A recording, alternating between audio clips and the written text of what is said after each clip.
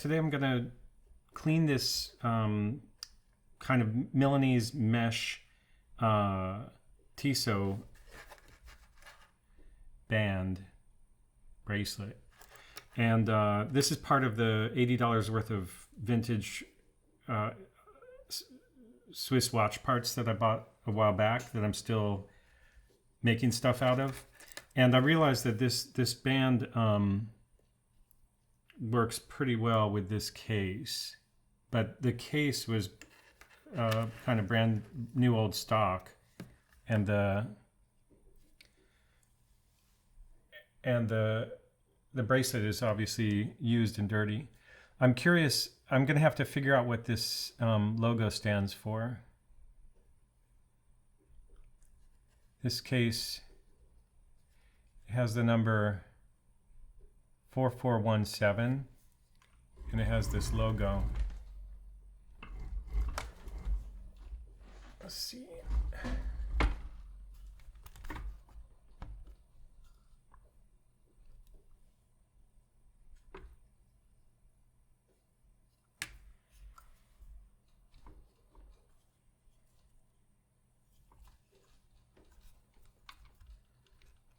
I was just fidgeting with this thing. I shouldn't have.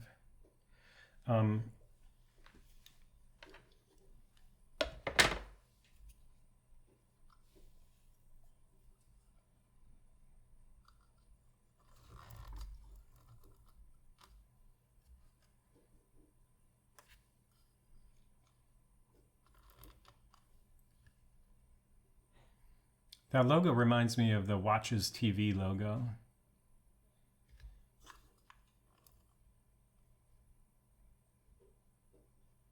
This is stamped on. It's kind of a cool logo. And then inside this we just have 3823.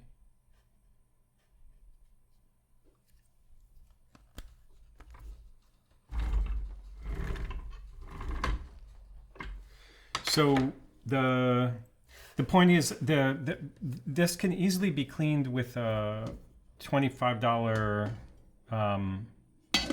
ultrasonic cleaner. So I'm going to show you that, and then I'm going to show you some of the other.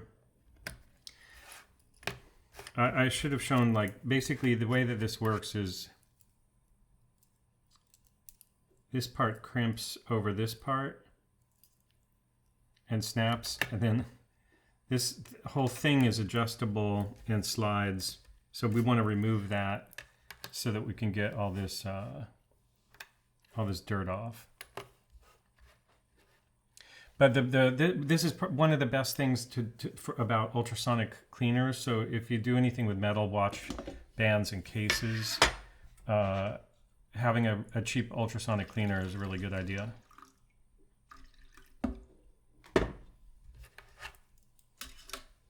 This is pretty bad. Also, this kind of Milanese mesh is the worst for, you can't brush that out of there. You really need to use something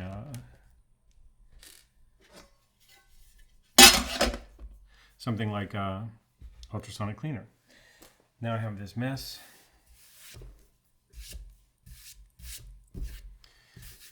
Okay, so before I start that though, I wanted to do a quick, I bought this $80 worth of Swiss watch parts, and I made, so far I've made 5 watches. 3 of them are working perfectly because I've also done movement work on them, and 2 of them are still in progress. But this one technically was not. This was just the dial was from the lot of vintage parts, and that's actually why I bought it, because I wanted this dial because I had destroyed a similar dial. But this watch I've also completely redone the movement, and I made an 1.5 hour long video about that shows every detail of re-lubricating, completely disassembling and re-lubricating the movement in this. And as a result of doing that, this watch is running strong.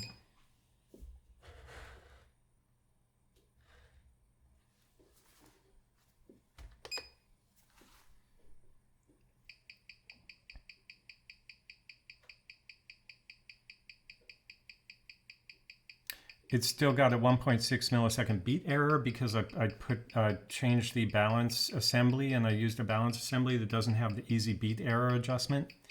But the I'll get back to this. But the amplitude is 269, which is good. That's because it was relubricated. And it was non-working. This particular movement was non-working at the time I started it. I started the rebuild. Okay, so that's one. And then the other one, this one was working from the start. This is a Pierpont. So this one out of the, I just pulled it out of the box, and it was working fine. Now I did do some work on it. I tried to clean the dial. It had radium burn, and I damaged it, so I wrote ARGH on it. And then I reloomed it. I reloomed the dots on the indices, and then I also loomed the hands. So this is kind of a fun joke watch now. And it also has, I created a space for putting a MicroSD card in the back of it. So you can put up to 1 terabyte of MicroSD card in it. And then this one is, this was also in the lot of parts. This was pretty much ready to go, except for it didn't have hands. So I took some hands from an old, not that old, but an old gold watch, not old even, probably a 2000s era, 2783, the same movement. I had like a junk watch with gold hands. So I took the hands off that, put hands on it, and then the date ring that came with it for some reason was the wrong. It was like the date at 3 o'clock instead of 6 o'clock. So I ordered a date ring on eBay that had the date at 6 o'clock. And that's one of those funny stories that the person selling the date ring is like 1 kilometer away from me in Geneva. And that's the only one I could find in the world. But that's fine. I got the date ring. So I got this one working. Also, I haven't redone the movement on this, but eventually I'll do that. And then this this pocket watch also came in the lot of parts. And this, I didn't wind it today, but this is interesting. It's an ETA 953 movement, and it's quite dirty, so it'll be fun to clean it. I haven't done anything with it except for I put hands on it that were also in the lot of parts, and I put or maybe I ordered one of these hands. I forget. Anyway, it's got hands on it, and then its amplitude is way off because it has a huge beat error or something. I forget, but it needs some work on the balance assembly.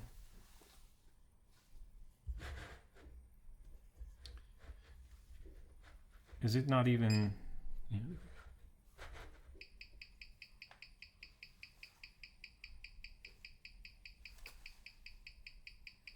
So it's off by 800 seconds per day. Amplitude's only 159. The beat error is 2.6. So that movement is in bad shape, but I know why. Like I said, it actually has to do with the balance, and it just doesn't have the correct part on the collet that allows you to adjust the beat error, and that's messing everything up. So I think this will be a really interesting project too, because I had the spare parts actually came with a box of spare parts.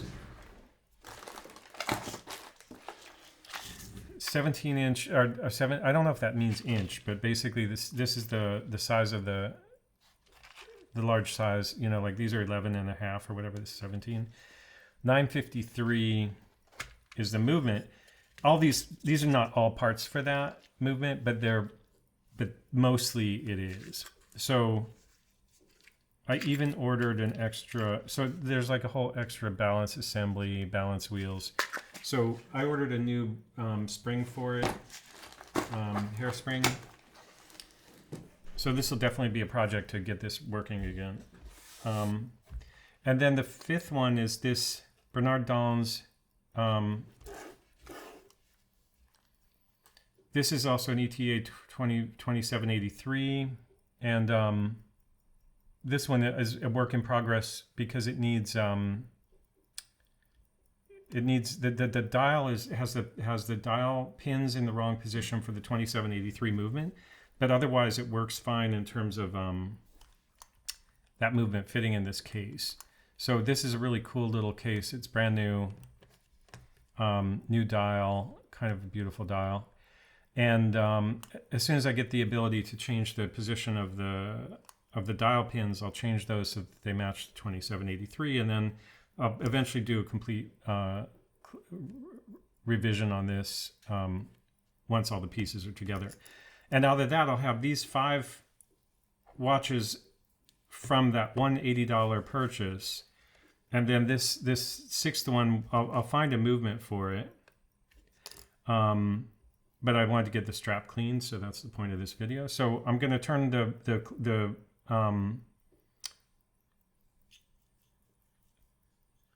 for some reason I have a mental block against ultrasonic.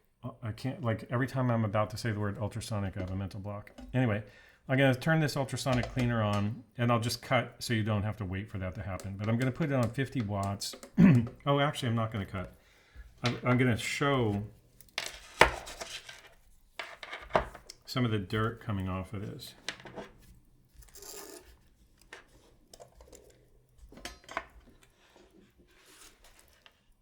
And some of the water dumping out of it.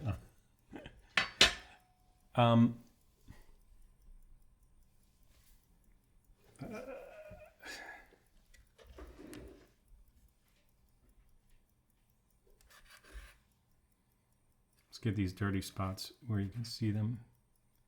Now you can see it's already coming off from soaking, but when we hit the button, that's going to do 6 minutes at 50 watts. You see that just pouring off. Is that cool or what?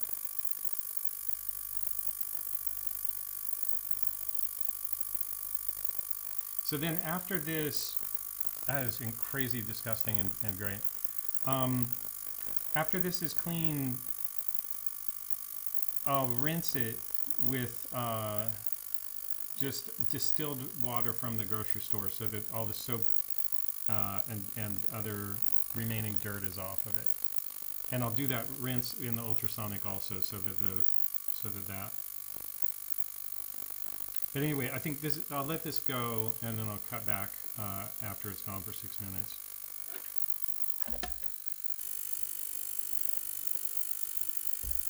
I actually let it run for about a total of probably 12 minutes.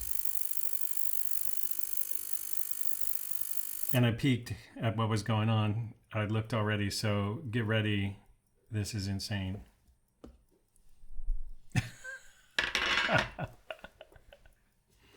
So this is why when you buy a Milanese Mesh bracelet used, you kind of want to have an ultrasonic cleaner.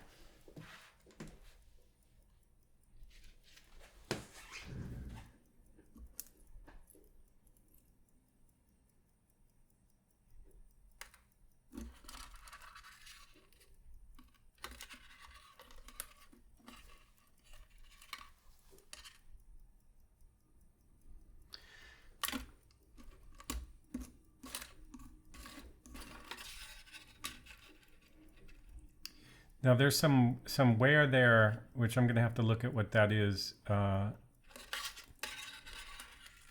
probably just be polished out. And that's actually from the clasp, the base of the clasp.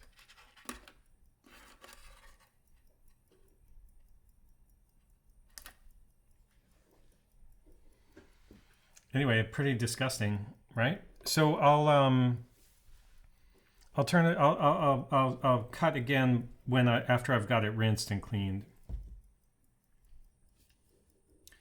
So finish the rinse, and it was not. It's still not clean. You can see there's still stuff coming out. So we could go even longer on the ultrasonic, or I have another intervention I'd like to try, which is denture cleaner. So this is just distilled water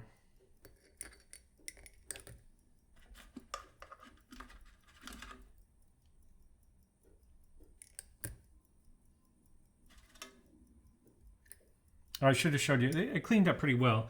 I also polished it a bit with Cape Cod metal polish to get rid of the kind of dark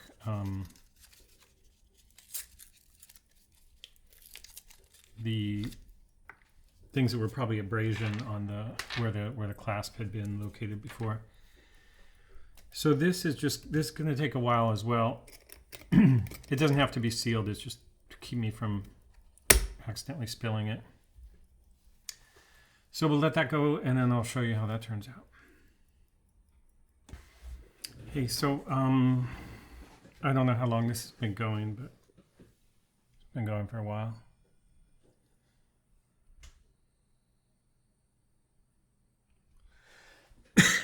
Enough for the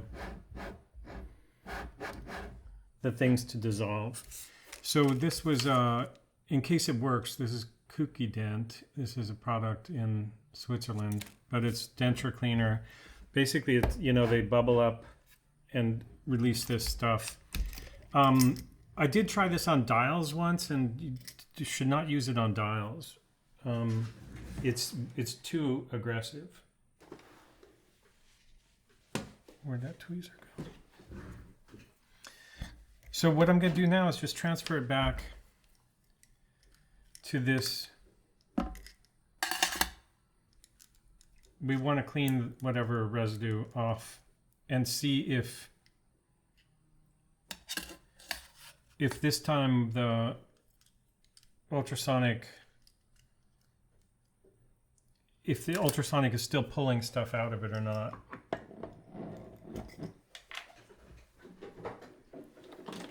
So this is just a rinse.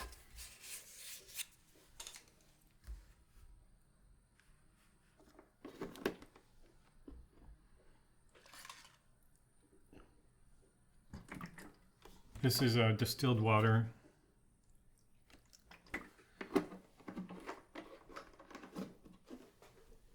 So distilled water just means it's been evaporated, so it's all it is water, as opposed to having minerals. And since it doesn't have any minerals, it's unlikely to leave any residue.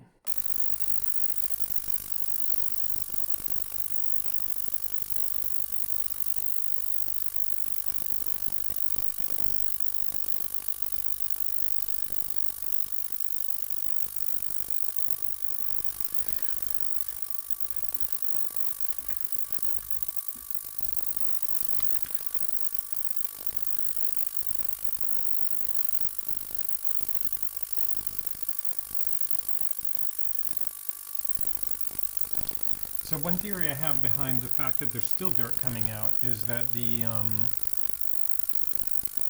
denture cleaner actually loosened stuff up, but it didn't. I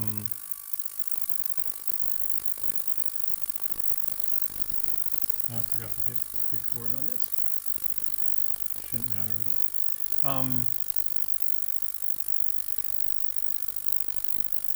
but the microphone is probably sounds terrible anyway.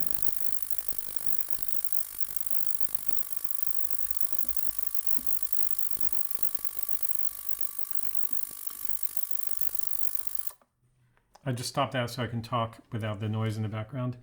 My theory about why there's still dirt coming out is the denture cleaner loosened stuff up, but the residue that was loosened up is still in there. So I think it's still kind of a good combination. The other thing might be to soak it in lighter fluid. But for now, I'm just going to let this run a bit more. And then I think I'm going to consider it cleaned. What I would like to do is rinse it once where nothing comes out. Rinse it once in the ultrasonic and see nothing come out. Because as long as you're seeing stuff come out, it's like, well, okay, it needs more cleaning, obviously.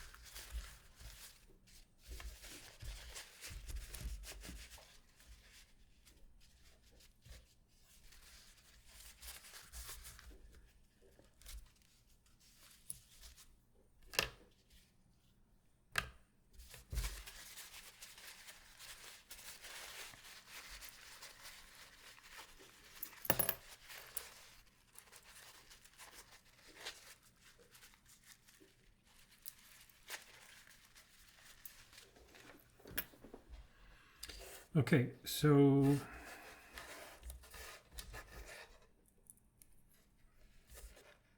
put this on here.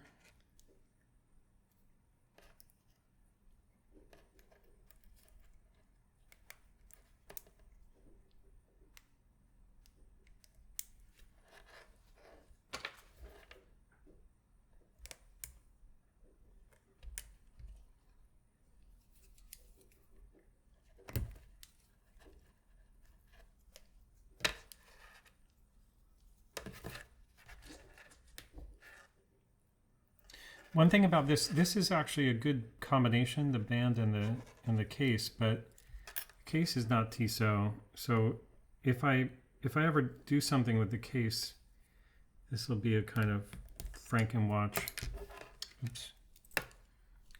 Probably should dry that better anyway. One thing that you see rusted all the time is spring bars, inexpensive spring bars.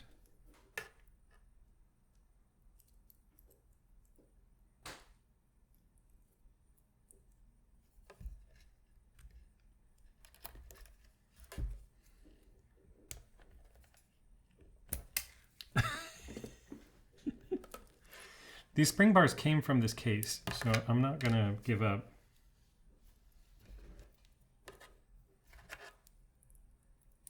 I think part of what my problem always is I'm in too much of a hurry.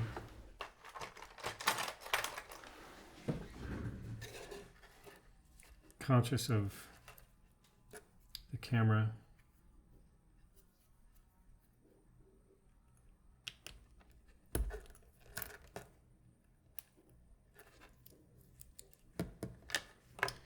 Okay, and then this is going to come around like this. So this.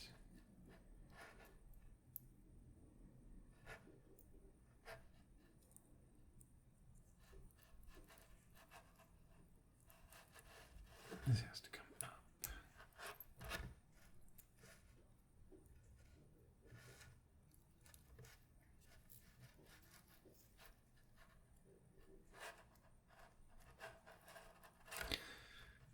So this is how you actually adjust the fit, because on this end it just clasps. So you have to slide this around to be the perfect size for your wrist. And then it's set always after that. And then this grabs like that. Press fit. And I didn't necessarily size it to my wrist, so I'm not going to put it on. Oh, maybe I will actually.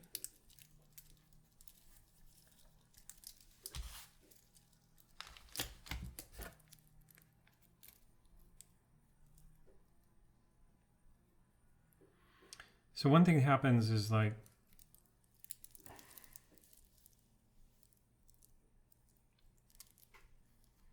I've actually never had or worn, oh, it's the right size, this type of Milanese strap. I don't think it's the right strap for that case anyway, because you see the gap. Then again, that raises the question, is there any right strap for that case? But there's probably a Tissot, excuse me. There's probably a Tissot that would work better. The good thing is that's an 18 millimeter base. This is 18, which is quite common. Anyway, this video is supposed to just be a short video about how to clean a band, and I think it's fine for that. It's important to have an ultrasonic cleaner if you want to clean this type of metal band or any kind of metal band.